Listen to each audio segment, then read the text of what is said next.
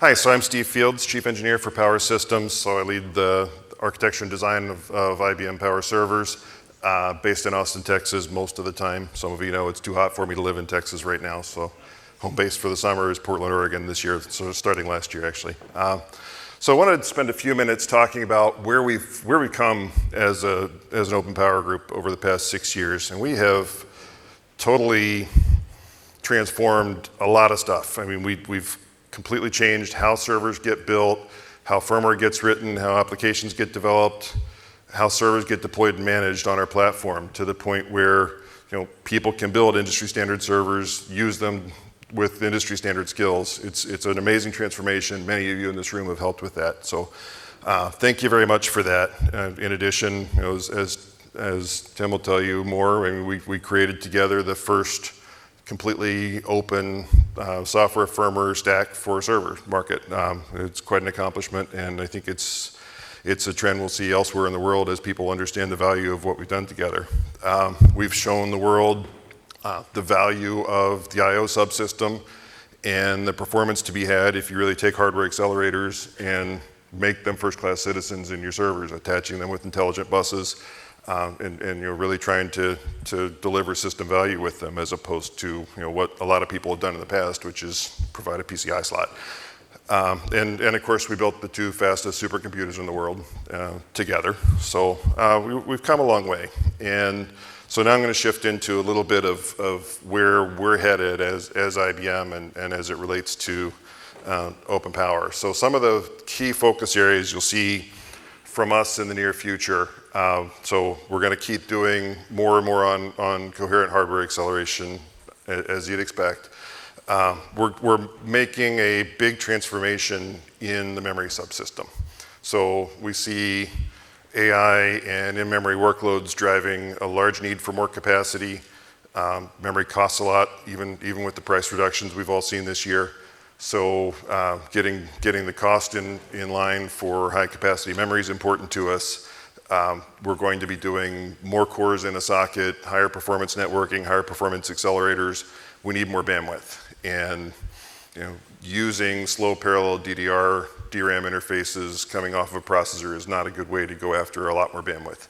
We have on the order of 1,800 pins tied up on our Power 9 processor today just to do 8 channels of DDR4. It's hard for us, it's hard for system designers. If we try to double that, it would be a huge challenge for all of us. So we'll talk about how we're going to change our memory subsystem to get more bandwidth without incurring that pain. And then we're living in a world where there are a lot of new memory technologies in the oven at various memory companies, and we want to get to the point where a variety of memory technologies are exploitable within the server ecosystem. And not just new ones either. I mean, it could be existing technologies that just haven't played in the server world yet. So for example, an LP DDR. Great way to get high bandwidth at low capacity and take the cost of bandwidth down significantly. So we're creating a memory architecture that I'll show you in a minute that enables all that flexibility. And then I won't be talking much about this today, but we also have plans to pretty significantly increase the capability of the open source firmware stack. And corner Todd if you want to ask more about that. So this is our processor roadmap. I think in 32 minutes, this will be shown at Hot Chips by some leaders from our processor design team. So if anyone asks, you heard it first.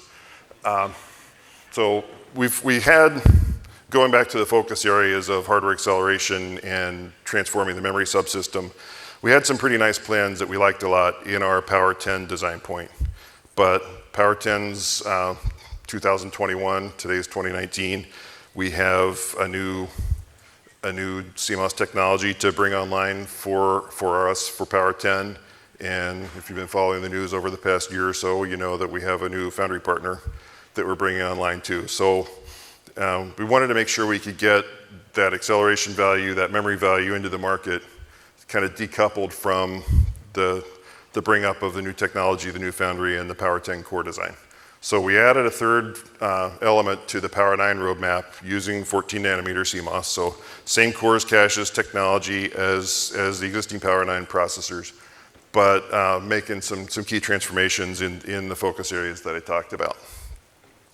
So this is a chart that should look very familiar to you. It's almost all the same as what we've shown you for the past few years, couple of years on Power 9. Three key differences. So NVLink, we'll get to the next generation of NVLink to enable ourselves for next generation NVIDIA GPUs. OpenCAPI is going from OpenCAPI 3.0 to OpenCAPI 4.0, and that gives the attached device the ability to cache data from system memory coherently with the processors, as well as posted writes and a few other things. And the guys will go into lots more detail in the technical talks, I'm sure. And then OMI, Open Memory Interface, is the new memory subsystem that we've architected. And I'll show you a little bit about that, and then I think Pete will be up next to show you some more. So in Power 9, and for a long time, we've been doing what we call our buffered memory subsystems or disaggregated memory controllers. So the left side of the page at the top is the Power 9 scale-up processor, where we have an external Centaur memory buffer. These memory buffers are great for giving us high capacity, high bandwidth, and extreme resilience of the memory subsystem. But they burn power, they cost money, they eat up board space. And so to be able to build lower cost, lower power, denser servers that maybe didn't need all the bandwidth and all the resilience, with Power 9 scale out, in 2017 we introduced the direct attached memory subsystem. First time in many years we've done that. And like I said, it's worked out really well for us for what it does. But as we try to take that architecture and scale the bandwidth up significantly, we get major packaging challenges, chip size challenges, board wiring challenges.